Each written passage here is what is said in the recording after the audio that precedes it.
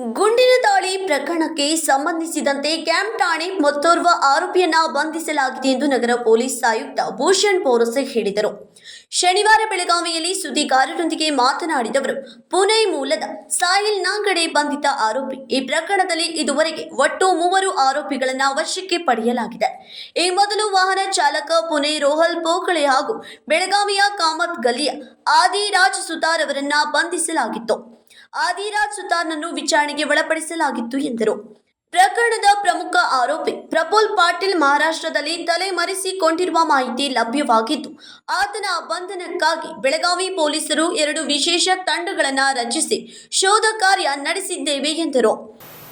ಜಿಮ್ಖಾನಾ firing ಇನ್ಸಿಡೆಂಟ್ನಲ್ಲಿ ಇಲ್ಲಿವರೆಗೆ 3 ಆರೋಪಿಗಳನ್ನು ದಸ್ತಗಿರಿ ಮಾಡಲಾಗಿದೆ. ಕ್ರೈಮ್ ಮಾಡುವಾಗ ಅವರು ಏನು 2 ವೆಪನ್ ಬಳಸಿದರು, ಆ ವೆಪನ್ ಕೂಡ ಜಪ್ತಿ ನಮ್ಮ ಅಧಿಕಾರಿ ಮಾಡಿದ್ದಾರೆ. ಅದರಲ್ಲಿ ಮುಖ್ಯ ಆರೋಪಿ ಪ್ರಫುಲ್ ಪಾಟೀಲ್ ಇವನ್ಗೋಸ್ಕರ ನಮ್ಮದು 2 ತಂಡ ಈಗಾಗಲೇ ಬೇರೆ ಬೇರೆ ಕಡೆ ಸರ್ಚ್ ಮಾಡ್ತಾ ಇದ್ದಾರೆ. ಅವನಿಗೆ ಕೂಡ ಬೇಗನೆ ದಸ್ತಗಿರಿ ಮಾಡ್ತೀವಿ. Vinod Kolkar, KMM Kannada news, Belagavi.